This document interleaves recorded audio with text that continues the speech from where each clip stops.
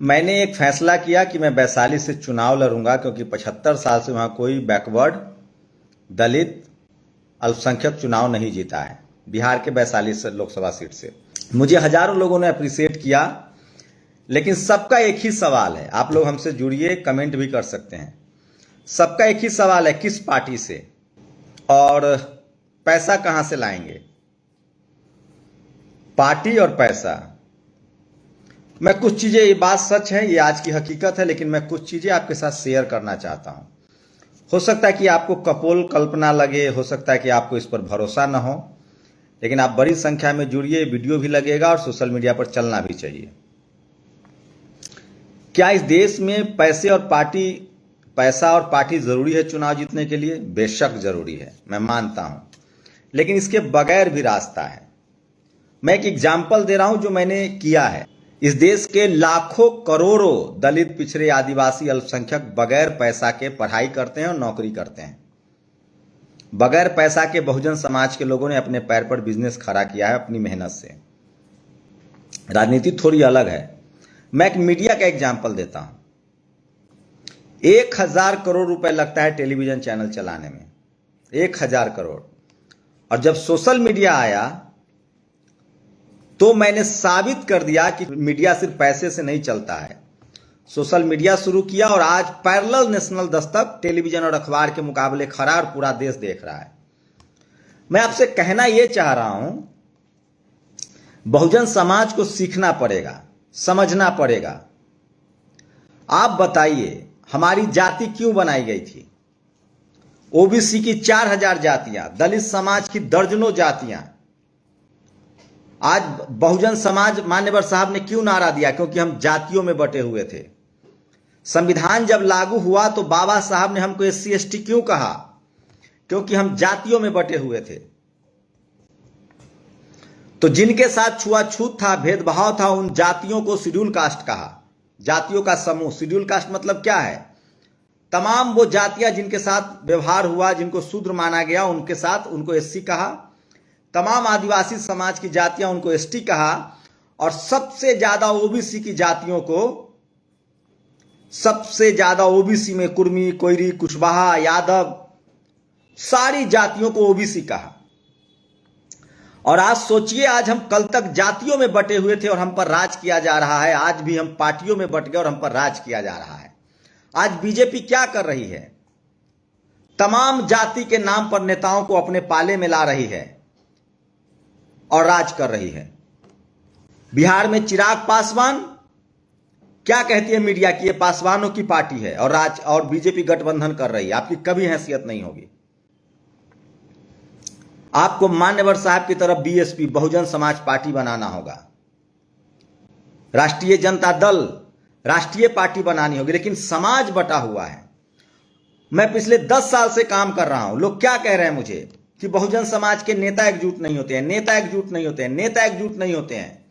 मैंने हर बार कहा कि नेता एकजुट हो न हो, अगर समाज एकजुट होगा तो नेता अपने आप एकजुट होगा। मुझसे लोग पूछ रहे हैं BSP से किससे चुनाव लड़ोगे? BSP से लड़ोगे? RJD टिकट देगी? मैं कह रहा हूं, आपको एक एग्जाम्पल दे रहा हूं कि जिस तरह से सोचिए, इस देश में सवर्ण समाज की कितनी पार्टियां हैं? कांग्रेस है, नवीन पटनायक है, ममता बनर्जी है। वैशाली जिला में 1 दर्जन सवर्ण खड़ा होंगे निर्दलीय, 2, 4, 5, 10 तो होगा। क्या सवर्ण समाज उनको वोट करेगा? निर्दलियों को नहीं। लेकिन बहुजन समाज अपने जाति के नेताओं के नाम पर वोट करेगा, पार्टी के नाम पर वोट करेगा। अरे सर, आपको उम्मीदवार चुनना पड़ेगा बहुजन समाज का, नहीं तो आप भूल जाइए कि कोई जीवन में आगे लक्ष्मण यादव बनेगा जिसने अपनी नौकरी गंवाई। भूल जाइए कि कोई रोहित वेमुला की तरह संघर्ष करेगा। आज पार्टी नहीं, आज उन लोगों को जिताने की जरूरत है जिन्होंने इस देश को पिछले 10 साल से जिन्होंने संघर्ष किया और अपना खोया है। अब एक लिख रहे हैं बाम सेफ। इस देश में दर्जनों बाम सेफ है। मैं हर बाम सेफ का कवर करता हूं। जितने बाम सेफ है उतना आंदोलन चलता है, लेकिन हम बाम सेफ में बटे हुए हैं। मेरे भाई, मेरे दोस्तों, मेरे बहुजनों, बहुजन बनो। जिस तरह से आज सवर्ण समाज, सीखिए उनसे। आज सवर्ण समाज एक पार्टी को वोट देता है केरला से कश्मीर तक। वो पार्टी कौन सी है? बीजेपी। वो जाति देखकर वोट नहीं देती है। उसी वैशाली जिला में या इस देश में किसी और पार्टी से सवर्ण समाज के लोग खड़ा होंगे, क्या बीएसपी के सवर्ण उम्मीदवार को वोट देंगे? क्या आरजेडी के सवर्ण उम्मीदवार को सवर्ण समाज वोट करेगा? वैशाली में चिराग पासवान जी ने सवर्ण कैंडिडेट दिया है। दलित समाज वोट करेगा क्योंकि वो जातियों में बटा हुआ है। चिराग पासवान जी ने एक सवर्ण महिला को टिकट दिया है। दलित समाज उनको वोट करेगा क्योंकि दलित समाज जाति को उनको लगा कि रामविलास जी की पार्टी है, जबकि उस महिला ने, जो महिला कैंडिडेट है बीना देवी जी, उन्होंने रामविलास जी के घर फेंकवा दिया गया था सामान। लेकिन क्या अगर लालू प्रसाद यादव, मेरा सीधा सवाल है, अगर लालू प्रसाद यादव की पार्टी आरजेडी, जो मजबूत पार्टी है, जिसको आप मजबूत कहते हैं क्योंकि जनता का समर्थन है, क्या लालू प्रसाद यादव, आरजेडी, मुन्ना शुक्ला जो कह रहे थे कि हम उम्मीदवार हैं या किसी सवर्ण को वो टिकट देंगे, तो क्या सवर्ण समाज वोट करेगा आरजेडी को? क्या बिहार में सवर्ण समाज वोट करता है आरजेडी को? क्या यूपी में सवर्ण समाज सपा बसपा को वोट करता है? क्या इस देश के किसी सीट पर सपा बसपा को वोट करेगा या तमाम बहुजन दलों को वोट करता है? तमिलनाडु का सवर्ण समाज बीजेपी को वोट कर रहा है, केरल का कर रहा है, दिल्ली का कर रहा है। अब बताइए, आप तब तक जो अलग रहेंगे और आप सवर्ण समाज से सीखिए। मुझे लोग कह रहे हैं कि कैसे लड़ो, मैं कह रहा हूं मैं समाज के दम पर लड़ूंगा। अगर दलित पिछड़े आदिवासी नेता एकजुट नहीं हो रहे हैं तो हमको समाज के तौर पे एकजुट होना पड़ेगा और आपको ऐसे उम्मीदवार चुनने पड़ेंगे, ऐसे उम्मीदवार चुनने पड़ेंगे जो आपके लिए लड़ता हो। डॉक्टर रितु की नौकरी क्यों गई? क्योंकि वो बहुजनों की आवाज उठाती थी। डॉक्टर लक्ष्मण यादव की नौकरी क्यों गई? क्योंकि वो बहुजनों की आवाज उठाते थे। रोहित वेमुला की हत्या क्यों हुई? क्योंकि वो बहुजनों की बात करते थे। डॉक्टर, इंजीनियर, आप आईएएस हैं, आईएफएस हैं, अधिकारी हैं, कर्मचारी हैं, अगर आप अपने समाज की बात करते हैं तो आपकी नौकरी ले ली जाती है। मेरे भाई, पहले जाति में बांटा गया, अब पार्टी में बांटा जा रहा है। मैं बहुजन समाज से अपील करता हूं, 2024 में संविधान खतरे में। मुझे लोग सुबह से गाली दे रहे हैं। मैंने कहा मैं लालू यादव के विचारों से लैस हूं। विचार कहा मैंने?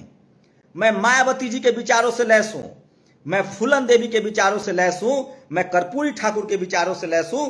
मैं किसी बहुजन नेता के खिलाफ नहीं हूं, मैं बहुजन समाज के लिए लैस हूं, के विचारों से लैस हूं।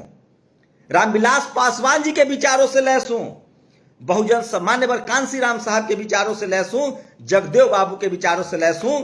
आप लोग समझ नहीं पा रहे हैं। आप जात बहुजन समाज की हजारों पार्टियां हैं, आज आप पार्टी में बटे हुए हैं। आप पर जाति में बांटकर राज किया गया था, आज आप पार्टी में बटे हुए हैं। जब तक आप जाति से ऊपर नहीं उठेंगे और जब तक आप पार्टी से ऊपर नहीं उठेंगे तब तक आपका भला होने वाला नहीं है। क्योंकि बहुजन समाज की आप एक पार्टी चुननी पड़ेगी आपको हर जगह, और अगर ऐसा नहीं है तो आपको मजबूत कैंडिडेट चुनना पड़ेगा, आंदोलन वाला कैंडिडेट चुनना पड़ेगा। मुझे लोग कह रहे हैं हार जाओ। अरे हार जाऊंगा तो क्या हो जाएगा मेरा? ये डर दिखाया जा रहा है, पैसा और पार्टी का डर। मैं साबित करूंगा कि बिना पैसा और बिना पार्टी का भी चुनाव जीता जा सकता है, बशर्ते जरूरी है कि समाज आपके साथ हो, समाज के दम पर जियो। क्या सिर्फ यादव के वोट से आरजेडी जीत जाएगी? क्या सिर्फ मुसलमान के वोट से ओवैसी जीत जाएंगे? क्या सिर्फ शेड्यूल कास्ट के वोट से बीएसपी जीत जाएगी? आप बताइए मुझे। क्या सिर्फ पासवान जी के वोट से बीजेपी का कैंडिडेट जीत जाएगा? बीजेपी वहां इसलिए जीतती है कि पूरा सवर्ण समाज वोट करता है और हमारा आदमी वोट करता है। इसलिए मैं कह रहा हूं मेरे भाइयों, मेरे दोस्तों, आप जब तक जातियों में बटे थे आपका शोषण हुआ, अब आप पार्टियों में बटे रहेंगे आपका शोषण होगा। आपको बहुत बुद्धिमानी से समाज बनना पड़ेगा। और जो बिहार वैशाली में क्या लड़ाई है?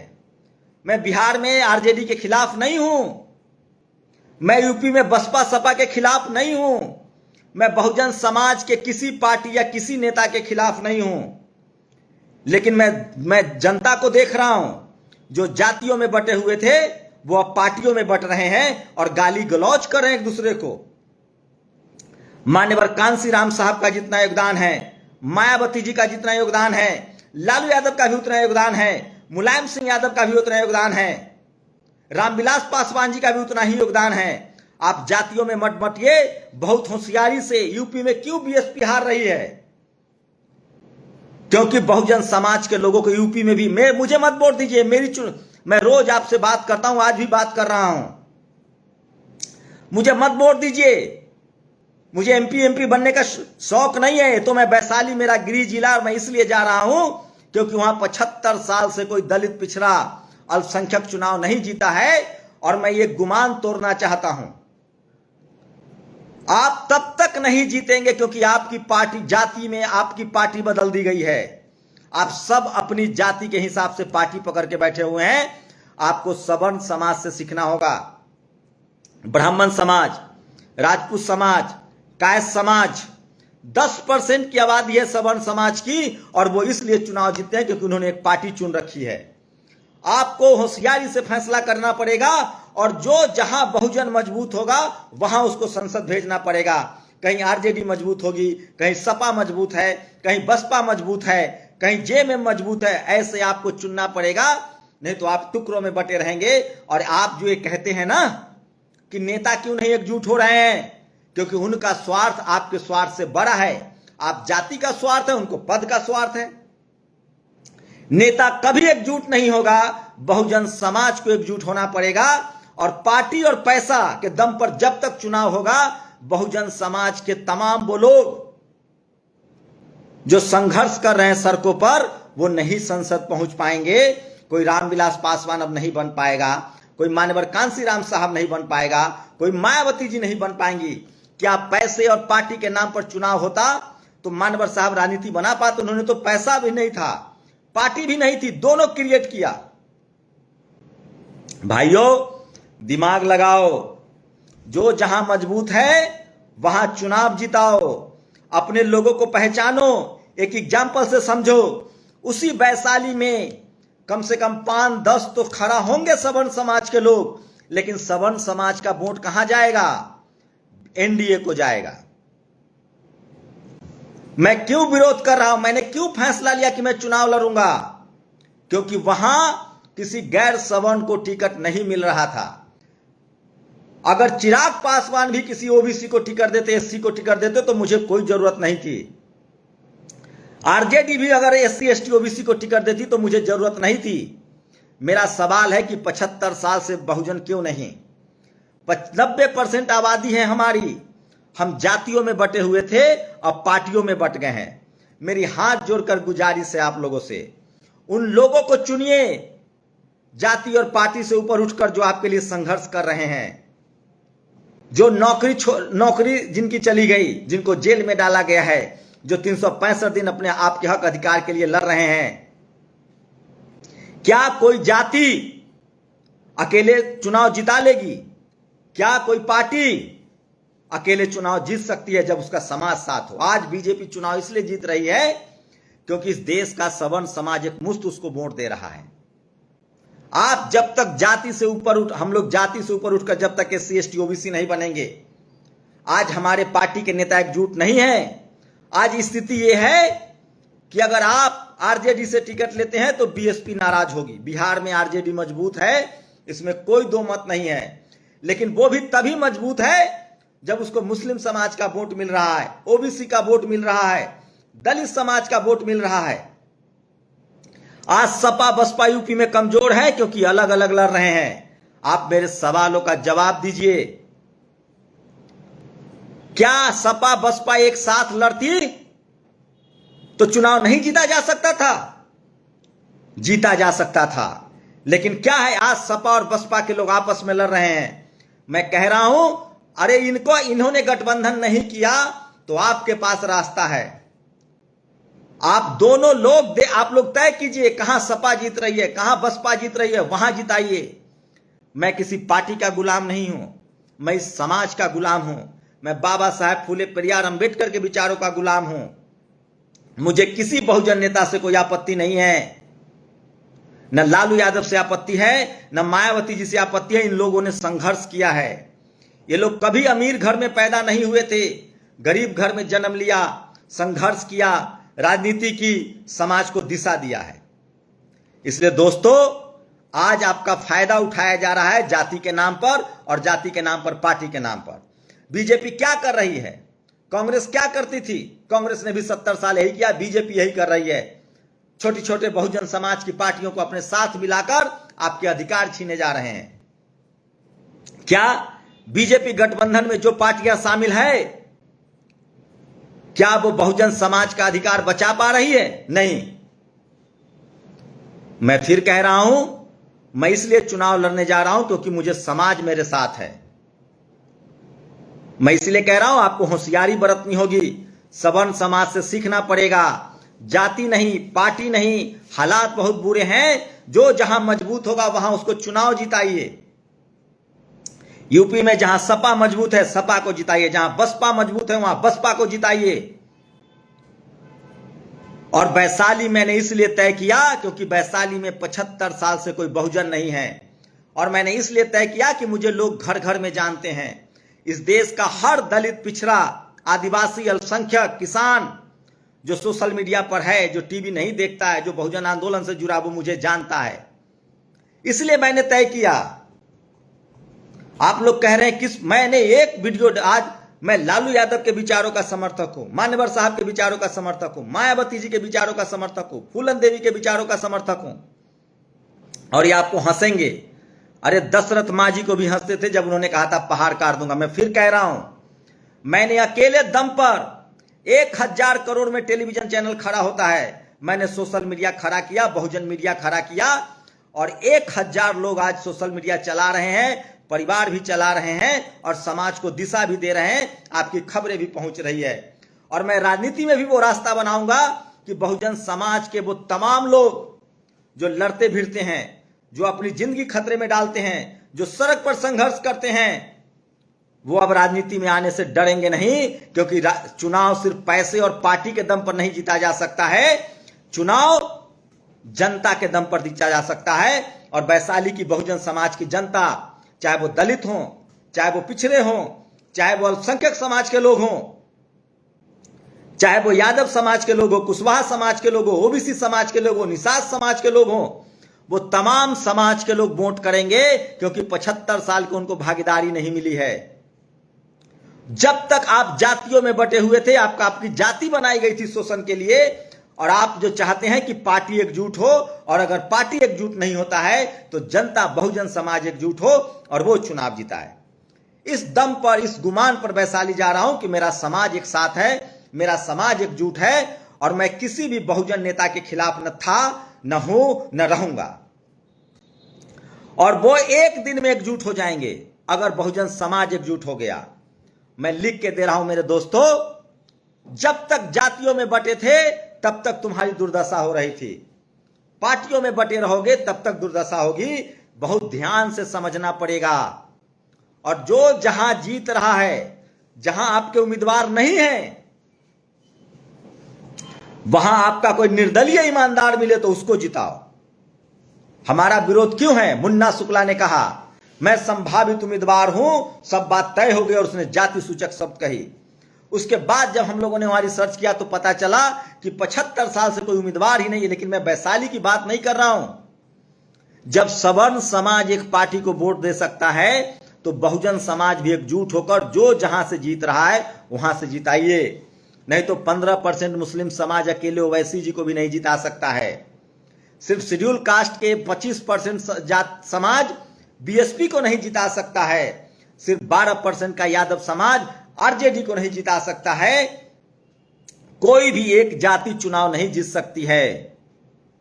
चुनाव तभी जीता जाएगा जब 65% नहीं 85% बहुजन एकजुट होगा। और आपको तय करना पड़ेगा कि आपको संसद किसको भेजना है। जो आपके हक अधिकार की बात करता है या जो आपको सिर्फ जाति की बात करता है, जो धर्म की बात करता है। मैं इसलिए कह रहा हूं, मैं इस दम पर चुनाव लड़ने जा रहा हूं कि मेरा समाज मेरे साथ खड़ा होगा, बहुजन समाज खड़ा होगा। इसलिए मान्यवर साहब ने बहुजन कहा है।